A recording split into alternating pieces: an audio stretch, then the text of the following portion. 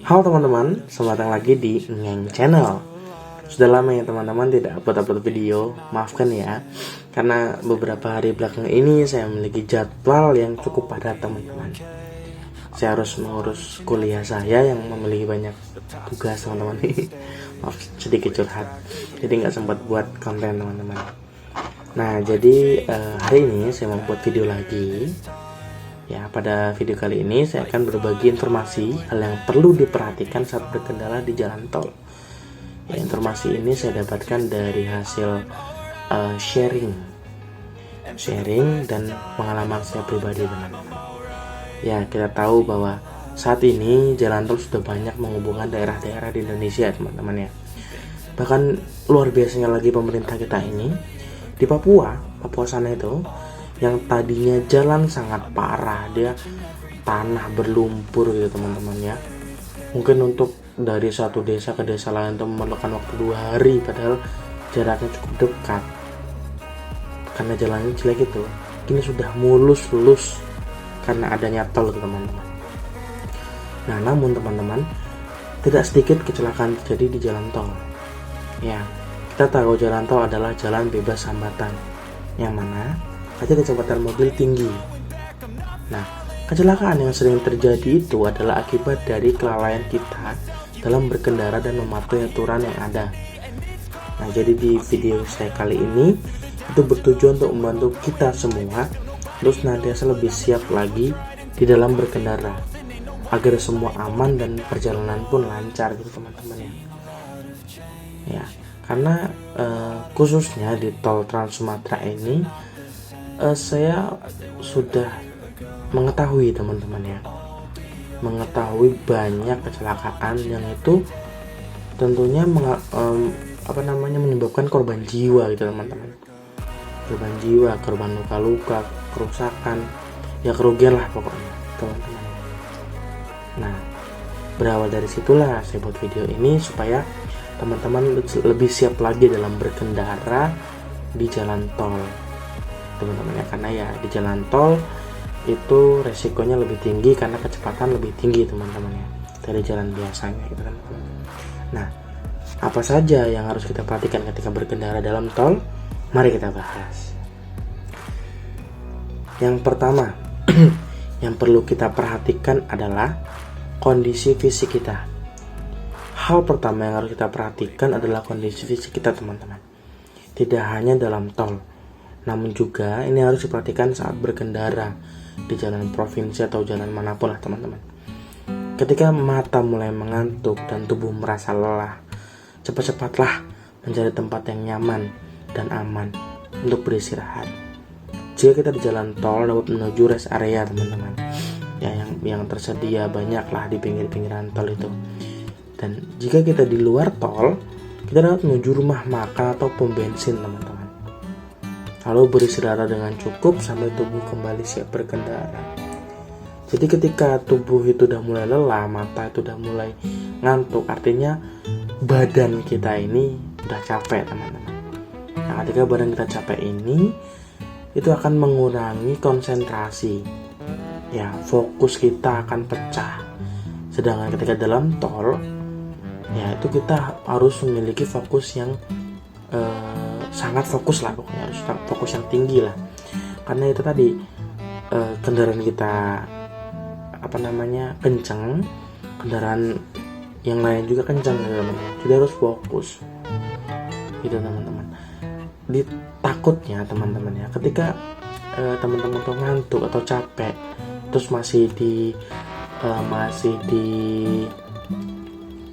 paksakan untuk mengendarai, itu nanti takutnya teman-teman tanpa tidak sadar tertidur, lalu tanpa tidak sadar pindah jalur, tertabrak dari belakang, atau menabrak yang lain, atau menabrak pembatas tol gitu, dan mengalami kecelakaan teman-teman.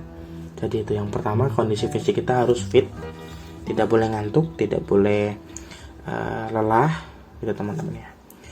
Lalu selanjutnya kondisi kendaraan.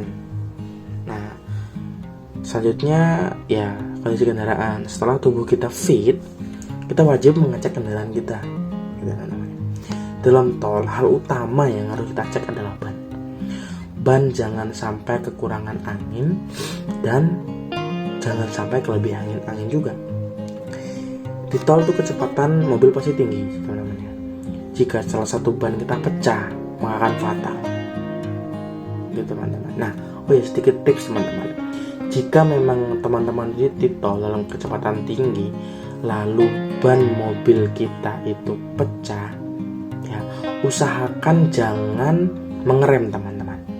Ya, jangan mengerem. Tapi kita berusaha untuk menstabilkan mobil itu. Pasti kalau pecah itu pasti akan tidak stabil ya mobil itu. Nah, jadi kita harus jangan ngerem, terus kita harus menstabilkan mobil itu, berjalan tetap di jalurnya, tidak nabrak sana sini, dan biarkan mobil itu mengerem memperlambat secara sendirinya. Karena teman-teman, kalau kita ngebut terus ban kita pecah, misal ban kiri kita pecah, ban kiri belakang kita pecah, atau ban depan kiri kita pecah, kita ngerem, maka mobil itu akan ngerem, terus akan berputar ke arah kiri, teman. Itu sangat bahaya. Kita bisa terguling-guling dan kita bisa, ya, ngeri lah pokoknya. Untuk teman-teman yang bingung dengan ukuran angin ban, itu biasanya di pilar B, itu di bawah pintu biasanya, teman-teman ya. Itu tertempel stiker dari pabrik untuk ukuran ban. Biasanya kalau nggak salah itu yang depan itu 32 sampai 35. Ya, ban depan itu kalau untuk mobil pribadi ya, tuh. Terus untuk yang belakang itu sekitar 36, 37 lah, teman-teman. Itu sih kalau menurut yang di pintu itu. Kalau aku pribadi itu ngikutin itu, teman-teman. Jadi depan itu terkadang 32 atau 35, terus belakang itu 35 atau 37, 38an gitulah, teman-teman. Itu, teman-teman ya. Nah, terus kondisi ban juga jangan sampai gundul, teman-teman. Itu juga berbahaya. Walaupun angin kita bagus, tapi kalau ban kita itu gundul, ya sama aja, pecah juga. Karena kan kecepatan tinggi, ban itu panas, karena jalan tol itu kan semen, teman-teman. Itu lebih panas, teman-teman,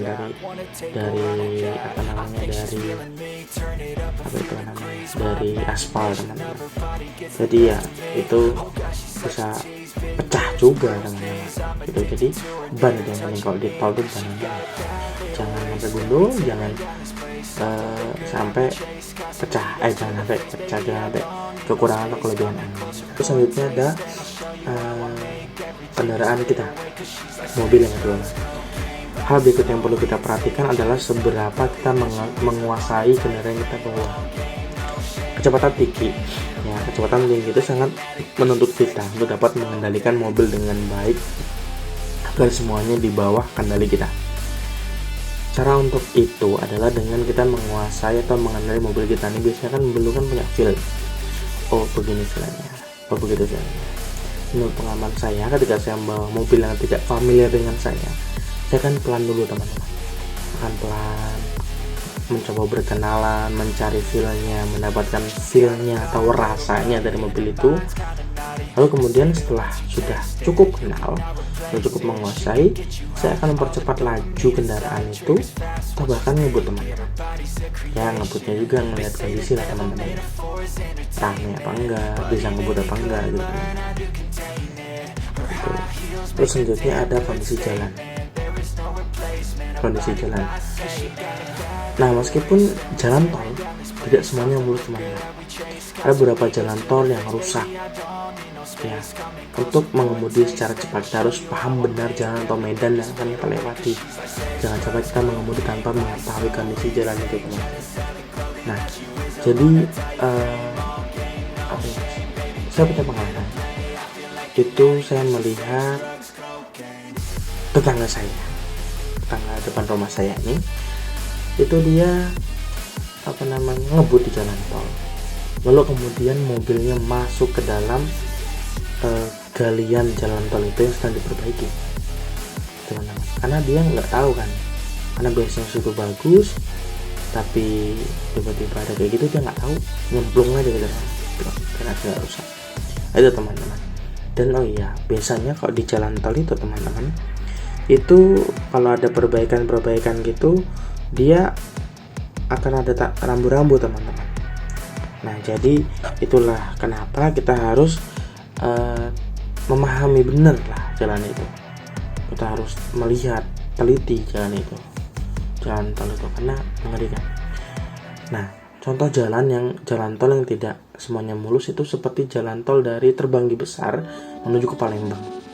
Itu karena ada jalan tol yang dibangun di atas rawa, teman-teman. Ya, kita tahu tanah rawa itu tidak padat, teman-teman ya. Jadi mungkin dia bergeser, jadi itu bergelombang bahkan cenderung jelek, ada lubangnya gitu teman-teman. Pernah saya lewat situ teman-teman, dalam hati saya, wah ini bahaya gitu teman-teman. Oke, selanjutnya yang terakhir adalah muatan atau penumpang. Seberapa buat mobil kita, seberapa banyak penumpang yang kita bawa, seberapa banyak barang yang kita bawa, itu kita perhatikan. Semakin banyak beban yang kita bawa, mobil akan cenderung sulit dikendalikan teman-teman.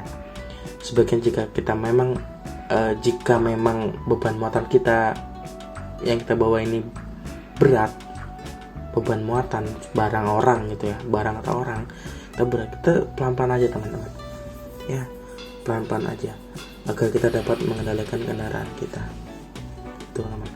Kan juga di jalan tol tuh sudah ada ini ya teman-teman, sudah ada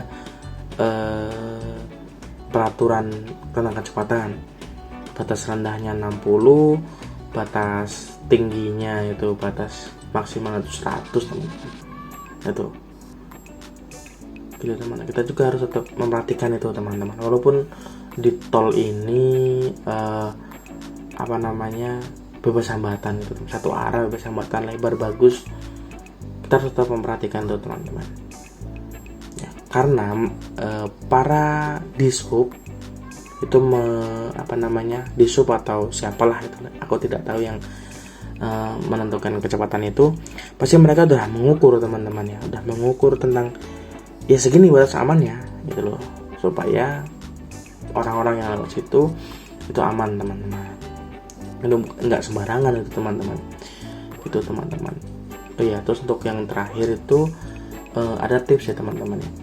Jika teman-teman berkendara di tol, ada tips lagi nih, tips terakhir banget. Itu jika teman-teman berkendara di dalam tol, itu sebaiknya jika teman-teman tidak mau mendahului kendaraan di depannya, itu sebaiknya teman-teman menggunakan lajur kiri gitu, teman-teman, karena lajur kanan hanya untuk mendahului teman-teman. Lalu bagaimana jika kita sudah pada batas maksimal kecepatan 100 km per jam? Apa kita boleh di sebelah kanan? Ya kalau menurut saya sih tidak diperkenankan teman-teman ya. Tidak diperkenankan, itu lebih baik kita tetap di sebelah kiri teman-teman, karena sebelah kanan untuk mendahului itu teman-teman. Jadi bukan masalah kita kenceng lalu kita sebelah kanan, enggak. Kita harus tetap mematuhi peraturan teman-teman. Oke, itu aja teman-teman video saya kali ini. Terima kasih sudah menonton. Semoga dengan adanya video ini teman-teman dapat lebih siap lagi dalam berkendara di jalan tol, teman-teman, agar teman-teman dalam berkendara itu lancar, aman, dan selamat sampai tujuan. Itu teman-teman ya. Oke, jangan lupa teman-teman like video ini jika teman-teman suka, komen apapun itu, tanya atau sekedar sharing tentang pengalaman teman-teman. Terus ya teman-teman juga boleh share video ini teman-teman kalian, agar apa yang teman-teman ketahui orang lain juga ketahui teman-teman. Jadi teman-teman stay happy, stay positif, dan Semoga selamat sampai tujuan. Bye bye.